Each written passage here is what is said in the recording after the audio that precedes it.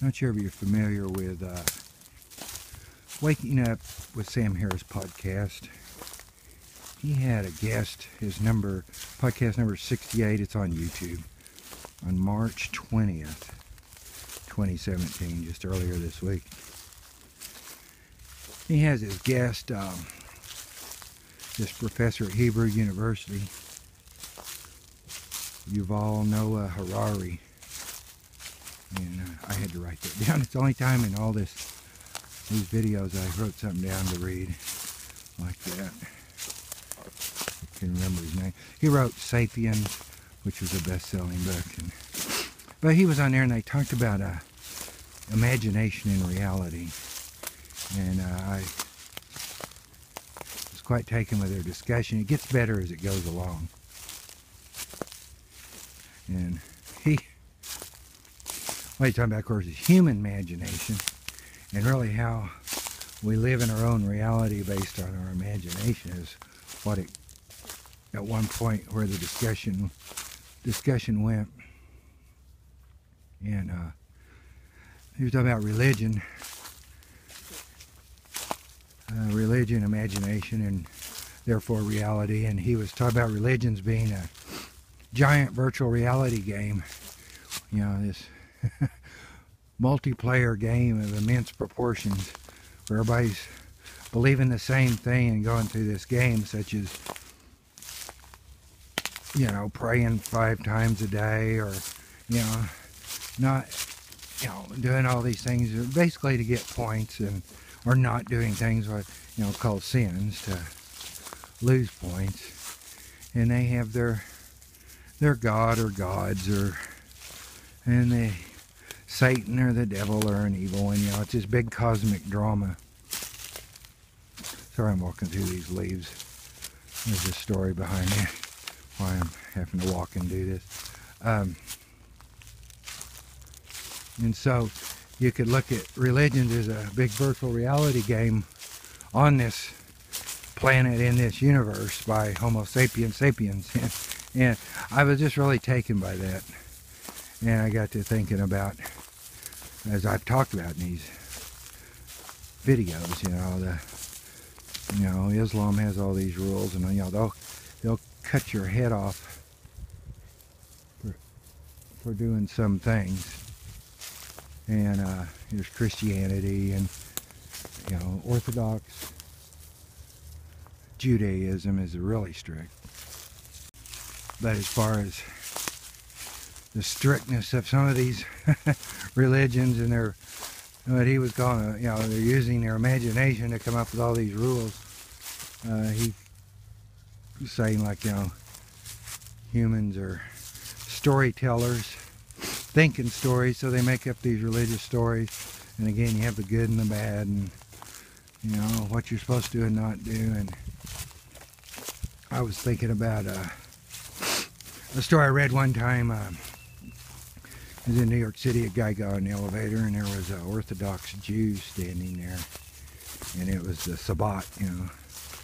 And from, you know, Friday evening to Saturday evening, they can't hardly do anything. And the guy was standing there in the elevator, waiting for someone to push the elevator button so he could go up to his apartment. And you know, obviously, that's ridiculous belief. And waiting for somebody to push an elevator button because you might displease some Iron Age god, you know. And I had not quite a similar incident, I guess, where this comes up. Years ago, there's a Mennonite Amish settlements, farms nearby, and I was a kid, I didn't know about them. Somebody mentioned Mennonites, and my mom and friend knew about it, and his mother. So, well, it was in the summer, it'd be in the 60s. We all jumped in the car, and they took me up there to show me where the Mennonites lived and their farms. And of course, they had horses back then, and didn't use tractors, you know, eschewed technology. So years later, I'm driving up the highway, and I had a van. I traveled at my work. I was an external financial auditor, and it had really been raining, and they now had tractors, the Mennonites, and but they could only be up to a certain horsepower. They couldn't have it over a certain horsepower, which of course makes no sense. And but then they would pull a flatbed trailer, or sometimes they use those pickup bed trailers, and then you'd see like their family on the trailer, you know, that guy, and they put like almost like car windshields on their tractors, and they drive up a U.S. highway on the shoulder, pulling that trailer with their family on it, or their wife and little kid, and they drive up to this town where there was like a Walmart, and they like Brahms also. They could go to Brahms. And so I'm driving along, and it's just been pouring down rain, and it's like May or June, rainy season here. And I come up on one, and the road conditions were tough, and so I'm slowing down anyway to get by them. They're on the shoulder. It's a white-breasted nuthatch. He's really fussing. There he is up there. There's two of them. And so anyway, I come up on him. I'm really slowing down to, gosh, probably at least no more than 40. Just trying to get by them. It's pouring down rain. The guy's driving the girl is, his young wife is sitting in the back, and she's facing to the rear, I guess, because of the rain and the blowing rain in the back of a tractor on a trailer.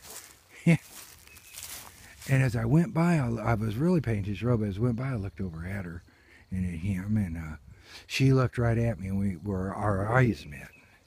You know, our eyes met, and just briefly, you know, and she looked at me, and I looked at her.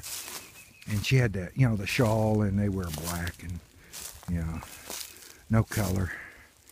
And, you know, and I went to a financial institution to do an audit. But I always wondered about her and what she was thinking that moment.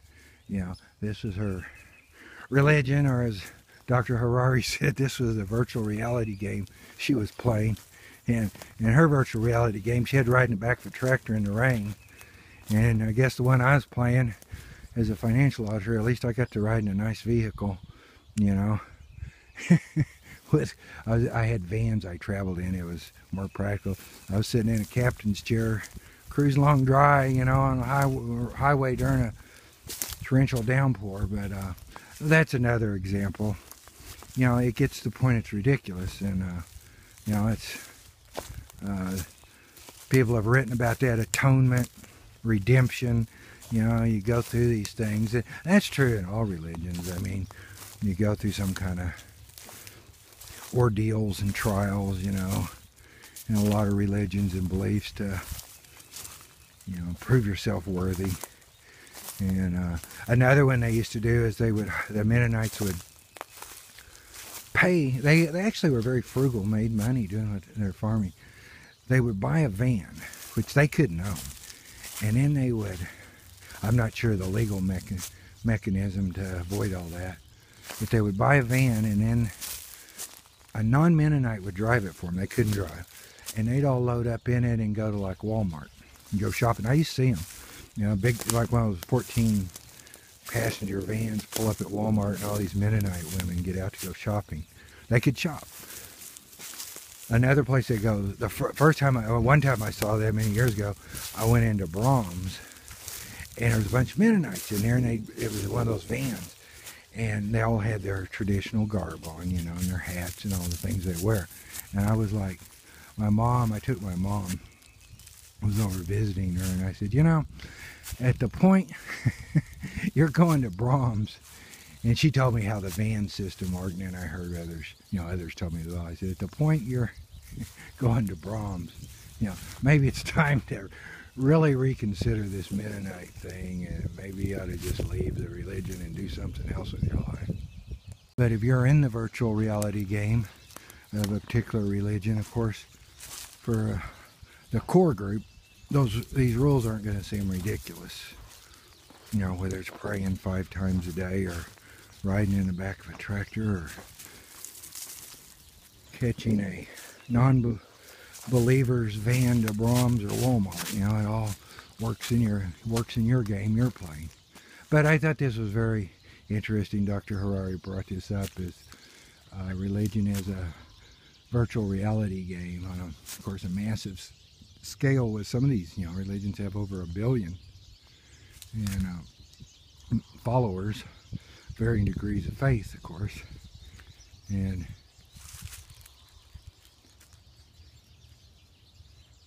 you know, Catholicism is known for its rituals, and Protestants too. I mean, theirs is a little more subtle now, but they have beliefs, and you know, they'll ping you when you talk to them, a fundamentalist, to see what you believe. And of course, Islam has rituals, and Hinduism and Buddhism does too, really. And but that's interesting to way to see how we have all these virtual reality games going at once here. And then to me, atheists have their own game going, the humanist, and you know, but even poor souls like me that do the universe is a virtual reality video, that crowd too kind of get caught up in their rules and game. And frankly, Tom Campbell in particular has a large following, and there are some things I've fallen out with him on. I just kind of, well, I just don't believe it. I can't, but that doesn't mean I don't like him or he has some good ideas.